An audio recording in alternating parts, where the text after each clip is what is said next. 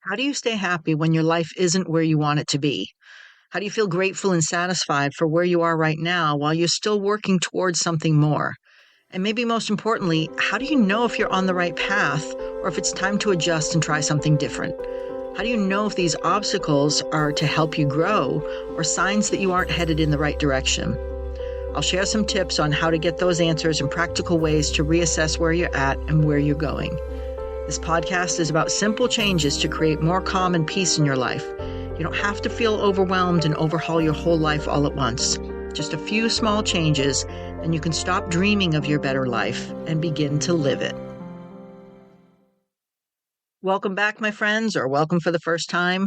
No matter who you are or how you got here, if you just found us or someone shared this with you, I'm happy you're here listening. We've got some important stuff to think about with where we were, where we are now, and where we're going, and how to find happiness in all of it. I think that for most of us, we're somewhere in between where we were and where we want to be. We're in the middle of the journey. And if we're always waiting to be happy when we get there, we're going to miss out on so much life that's happening right now in this moment. So let's talk about how to be happy in the meantime, how to trust yourself when things feel uncertain, and how to know when to keep pushing forward versus when to pivot and try a different direction. Something that we've touched on in my past podcasts, and that is gratitude and its impact on happiness. And I'm not talking about feeling thankful once in a while. I'm talking about gratitude as a practice, as a way of seeing the world by making a conscious daily choice to see it with our grateful glasses on. There have been multiple studies over the past couple of decades that show a powerful connection between gratitude and life satisfaction. And research has shown that people who consistently choose gratitude have higher life satisfaction and better mental health. They've also have fewer symptoms of anxiety and depression. And what's really interesting is the research suggests that gratitude works in both directions. When you practice gratitude, you feel happier. But also, when you feel happier and more satisfied with life, you're more likely to notice things to be grateful for. It creates this beautiful loop in your life. Scientists call this the broaden and build theory. Basically, when you feel grateful, you experience more positive emotions, which expands your thinking, which increases your life satisfaction, which makes you notice more good things, and around it goes. But I know what some of you might be thinking right now. That's great, Shirley, but what if my life actually isn't where I want it to be? What if I'm struggling financially, or I'm in a job that I hate, or my relationship is falling apart? How am I supposed to feel grateful when things genuinely are not good? And I hear that. So let's be clear that practicing gratitude doesn't mean ignoring your problems or pretending everything is fine when it's not. That's actually called toxic positivity, which, as you can imagine, as it sounds, it's not as good or helpful as genuine positivity. Toxic positivity is when we use positive thinking as a way to dismiss, invalidate, or suppress our true human emotions. It's that pressure to be happy all the time, to always look on the bright side, to never complain or feel negative emotions. But that's not real life, is it? Toxic positivity tells you that your feelings are wrong or bad, and that if you're not happy, it's because you're not trying hard enough, or you're not grateful enough. And that just creates more shame around normal human emotions like sadness, anger, fear, or disappointment. And when you suppress those emotions instead of processing them, they don't go away. They just go underground and cause more problems later. They come back as mental or physical health issues because what you bury doesn't go away. It's like a huge emotional mushroom that grows in the darkness. And we sometimes add to this toxic positivity without meaning to. When someone loses their job and we say, "Don't be upset, at least you have your health." Or someone's going through a divorce and you say, "Just stay positive, you'll find someone better." Or the worse is when someone's struggling with depression and they're told, "You just need to be more grateful for what you have." These responses, even though they're often well-intentioned, are actually invalidating. They're telling the person that their pain doesn't matter, that they shouldn't feel what they're feeling. Real healthy positivity is different. It doesn't deny the hard stuff, but instead allows space for it. It says, yes, this is really difficult. Yes, you're allowed to feel sad or angry or scared. And also, let's see if we can find some resources or some hope or some meaning in this situation. It's both and, not either or. So when I talk about practicing gratitude while your life isn't where you want it to be, I'm not suggesting you plaster a smile on your face and pretend everything's great. I'm asking, can you acknowledge how far you've come while still wanting to go further? Can you appreciate what's working in your life while also being honest about what needs to change? Can you feel sad about what you've lost and grateful what you still have at the same time? You can be proud of your progress and frustrated with how slow it is. You can be grateful for your job and also looking for a new one. You can love your partner and also be working through relationship challenges. You can be thankful for your body and also want to make changes for your health. Holding both truths at once is emotional maturity and involves more self awareness. And that's what allows you to be present with your life as it actually is, not as you wish it were or as you think it should be. One of the hardest things about being in transition, whether you're working toward a goal or recovering from something difficult, is looking back at your past without falling into that trap of shame or regret.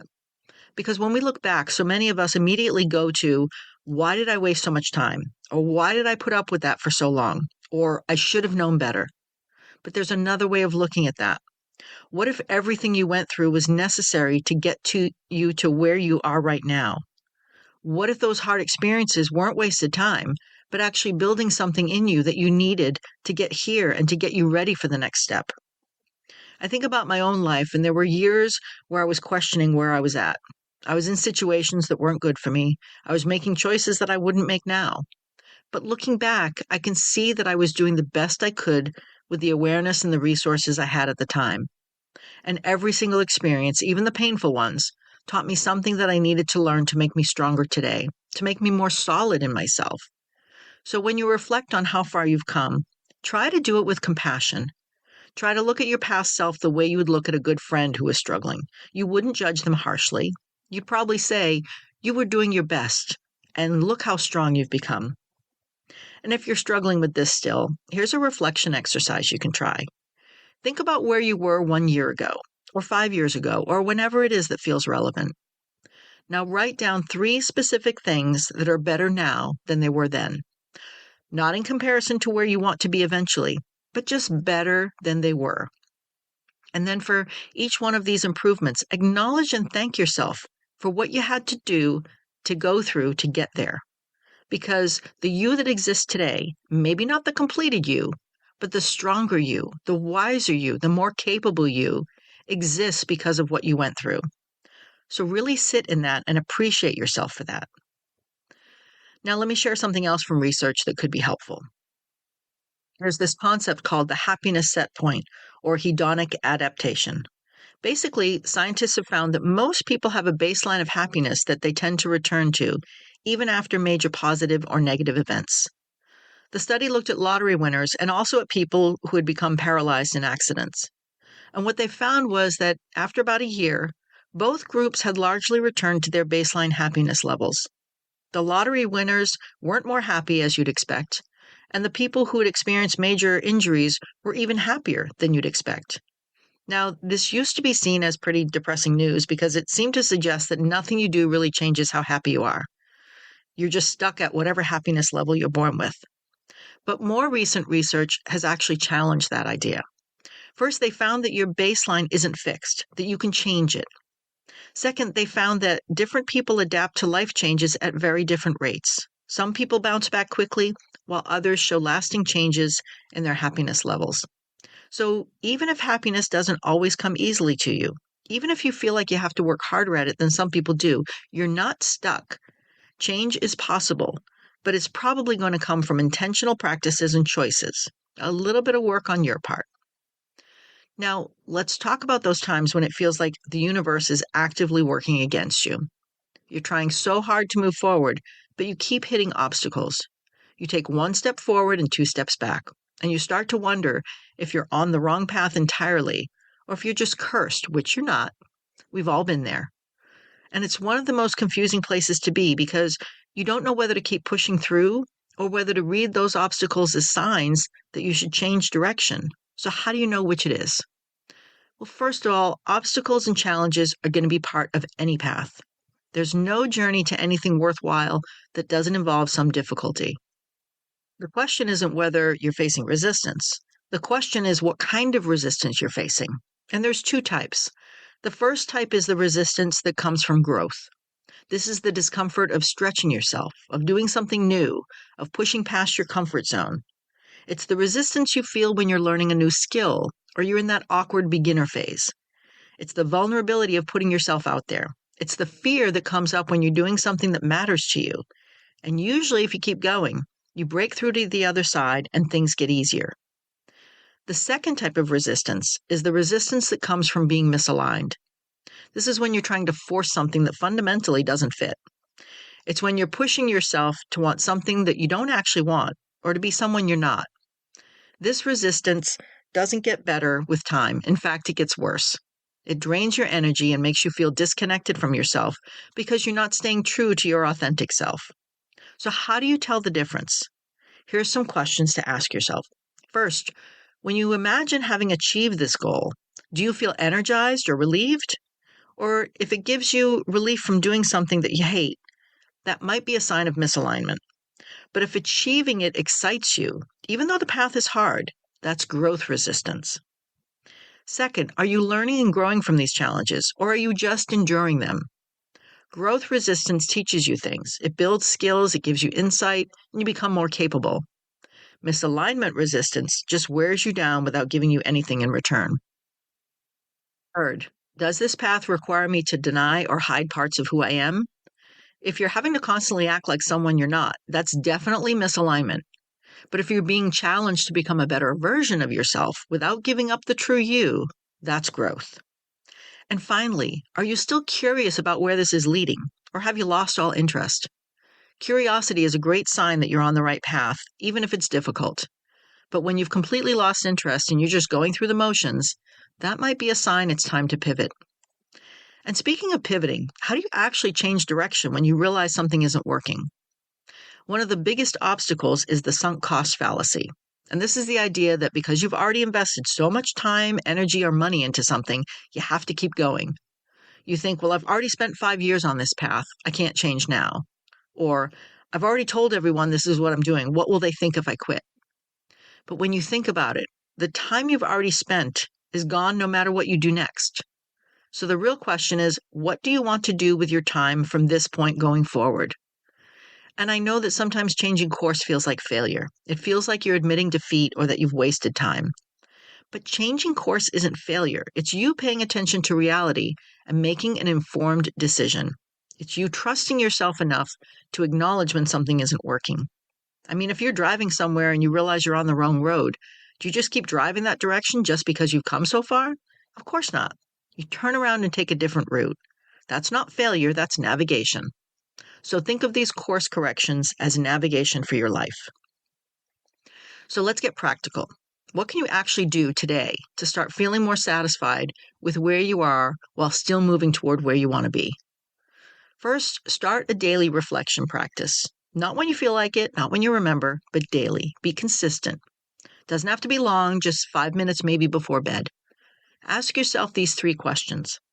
What's one thing that went well today, no matter how small? What's one thing I learned today?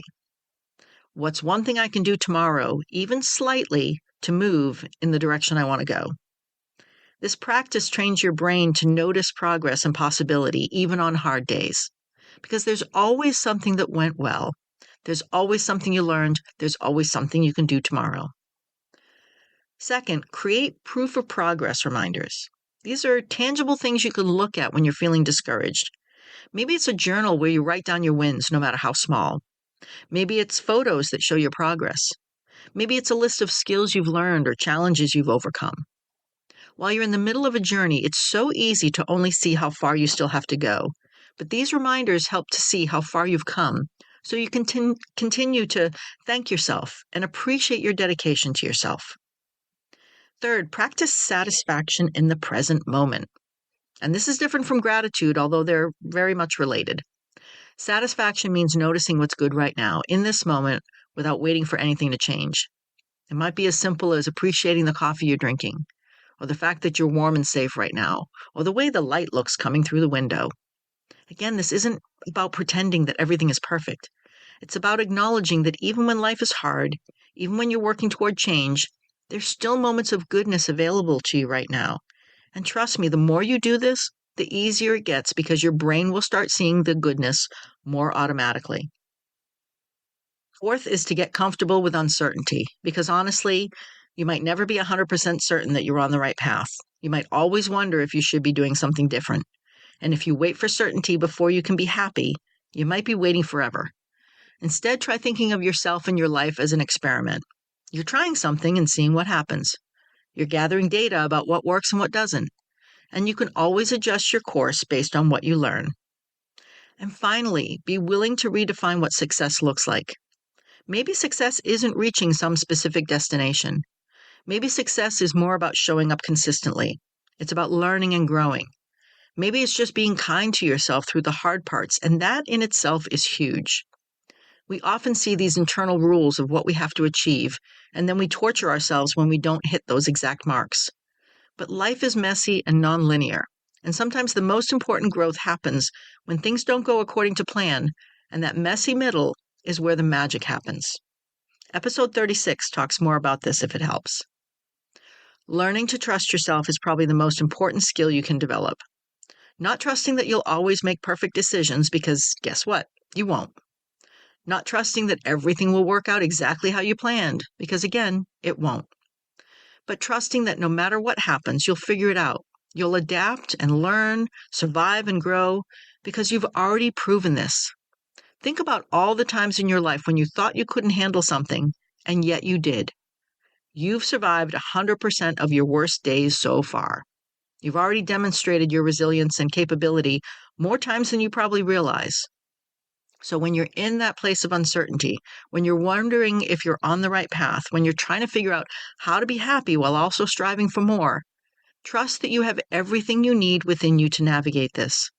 You have your experience and values to guide you, and you have the ability to adjust course when something isn't working.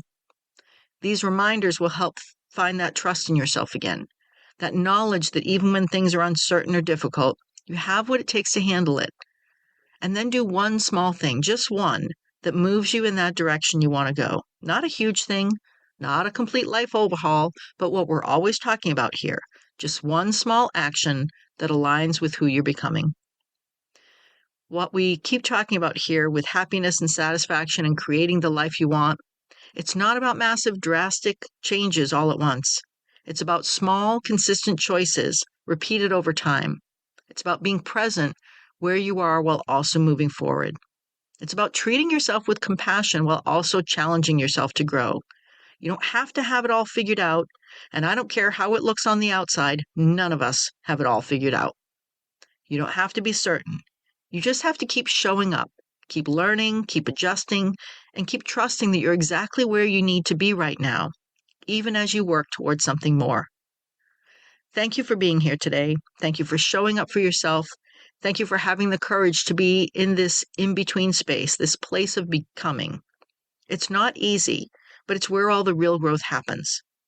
And if this episode helped in any way or made you think in a different way to help you move forward, please share it with anyone you think might need it and might need to hear it. And remember, you're not behind, you're not late, and you're not stuck. You're exactly where you need to be to take the next right step on your own journey, your own path. So take that step, and then the next, little by little, and piece by piece. This podcast is based on my own life experiences. I'm not a therapist, a psychologist, psychiatrist, or any other licensed medical professional. Please share this podcast with anyone you think needs to hear this so that we all move forward, little by little and piece by piece. And thank you, Purple Planet, for sharing your music. And please hit the follow or subscribe button. It really does help.